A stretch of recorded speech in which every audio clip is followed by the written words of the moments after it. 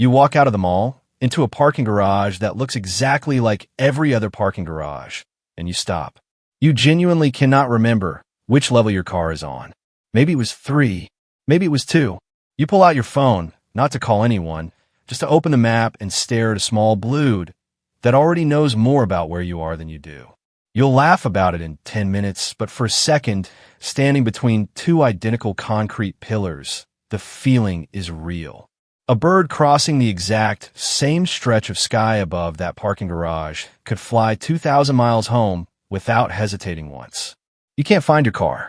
The gap between those two facts is stranger than it first sounds. Start with the animals, because their version of this problem is almost unfairly impressive. Arctic terns migrate from one pole to the other and back again every single year, covering roughly the distance of flying to the moon and partway home over the course of a lifetime, and they do it without so much as a paper map. Salmon leave the exact stream they were born in, travel out into the open ocean for years, and then find their way back to that same stream, among thousands of nearly identical waterways to spawn. Monarch butterflies, weighing less than a paperclip, travel thousands of miles from Canada to a specific patch of forest in central Mexico they have never personally visited before, since the butterflies making the return trip north are several generations removed from the ones that made the original journey south. Nobody taught them the route. Nobody could have. These aren't lucky guesses repeated often enough to look impressive. They're precise, repeatable, and biologically built in. Part of the explanation lies in a sense you don't have it all. Researchers, including the German biologist Wolfgang Wiltschko, spent decades demonstrating that migratory birds can detect the Earth's magnetic field and use it as a kind of built-in compass, placing birds in controlled cages surrounded by artificial magnetic fields and watching the birds consistently orient themselves toward the direction the fake field indicated, rather than true magnetic north, proving the birds were genuinely reading the field rather than relying on some other unrelated cue. Later work identified a light-sensitive protein called cryptochrome in the eyes of birds, which some scientists believe allows them to essentially see magnetic north as a subtle visual overlay on the world in front of them. Other researchers have found magnetite, a naturally magnetic mineral, in the beaks of certain species, potentially giving them a second, independent way to sense direction. Between the two systems, some birds may be reading the planet's magnetic field the way you read a road sign, constantly, automatically, without needing to think about it all. You don't have anything like that. No magnetic sense, no built-in compass needle floating in your skull. And yet, here's the part that should surprise you. Your brain does have a remarkably sophisticated internal navigation system of its own. It's just one you've been quietly switching off. In 1971, the neuroscientist John O'Keefe discovered a set of neurons inside the hippocampus of rats that fired only when the animal was in a specific location and stayed silent everywhere else. He called them place cells, and the discovery revealed something startling. As a rat explored an unfamiliar space, different place cells would activate at different points along its path, and once that mental map had formed, the same cells would fire again, reliably, every time the rat returned to that exact spot, even in total darkness, even with no direct sensory cue confirming the location.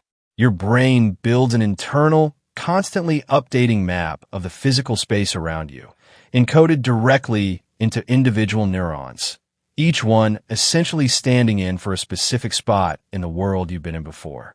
Decades later, the researchers Maybrit Moser and Edvard Moser discovered a second system working alongside it, cells they named grid cells, which fire in a repeating hexagonal pattern as you move through space, functioning almost like an internal coordinate grid overlaid on your surroundings. Together, place cells and grid cells form something close to a biological GPS built directly into your brain that in principle should make you exceptionally good at finding your way home. O'Keefe, along with the Mosers, received the Nobel Prize for this discovery, and one detail from the research community that studies it tends to get less attention than the neuroscience itself. This system isn't fixed at birth. It responds to how much you actually use it. The clearest demonstration of that comes from an unlikely place, London taxi drivers. To earn a license, London cabbies have to pass a notoriously difficult test called the knowledge, memorizing the layout of roughly 25,000 streets across the city without relying on GPS or turn-by-turn navigation, often studying for 3 or 4 years before they're ready. The neuroscientist Eleanor Maguire scanned the brains of licensed London cab drivers and found something remarkable. The posterior portion of their hippocampus, the exact region packed with place cells, was measurably larger than in non-taxi driving control subjects, and the longer someone had been driving a cab, the larger that region tended to be. Their brains had physically changed shape in response to years of building and rebuilding detailed mental maps without outside help. Now flip that finding around, because the same system that grows with heavy use also seems to shrink with disuse, and that's exactly where you and the modern parking garage come back into the picture.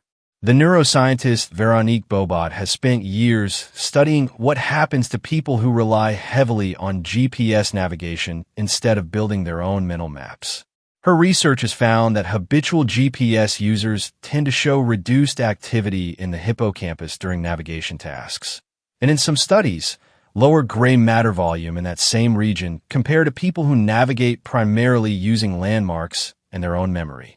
In one line of her research, participants who relied on GPS across a multi-year follow-up period showed a steeper decline in hippocampal gray matter over time than participants who navigated more independently, suggesting the effect isn't just a snapshot difference between two kinds of people, but something that can develop and worsen the longer the habit continues. When GPS users are asked to navigate the same route without the device, many perform noticeably worse than people who never leaned on turn-by-turn directions in the first place, struggling to describe the route, missing turns they've technically driven past dozens of times, unable to reconstruct a mental map of a trip they've physically made before. Here's the mechanism underneath that finding, and it explains the parking garage moment perfectly. Turn-by-turn navigation only ever asks one narrow question of your brain. Which direction do I go right now? It never asks you to understand where you're relative to everything else, never asks you to notice the gas station on a corner or the way the road curves before the exit, never asks your hippocampus to fire the specific sequence of place cells that would turn this trip into a stored, retrievable map. You arrive at your destination having followed a string of individual instructions instead of having built a mental model of the journey, which means the moment the instructions stop, so does your sense of where you are. It's the difference between reading a single word at a time off a teleprompter and actually understanding the sentence well enough to repeat it back in your own words days later. One produces the correct output in the moment. Only the other leaves something behind you can use again. A migratory bird's magnetic sense never gets outsourced to anything else. It fires the same way on every single flight. Your hippocampus, by contrast, only builds a map when you actually ask it to, and turn-by-turn navigation is a system specifically engineered to never ask. This is also why you can drive the exact same commute to work for 5 years using GPS and still feel a small flicker of panic the one day your phone dies. The route was never really stored as a map in your head. It was stored as a sequence of turns triggered by a voice. And without the voice, the sequence has nothing to attach itself to. You might recognize the gas station on the corner once you see it, but recognizing a piece of a route after the fact is a completely different mental skill than being able to recall the whole path in order from memory before you've set out. Compare that to how people navigated for most of human history and for nearly the entire span of animal evolution before that. Wayfinding, the practice of finding your way using natural cues like the position of the sun, the direction of prevailing winds, familiar landmarks, and remembered routes, was never optional.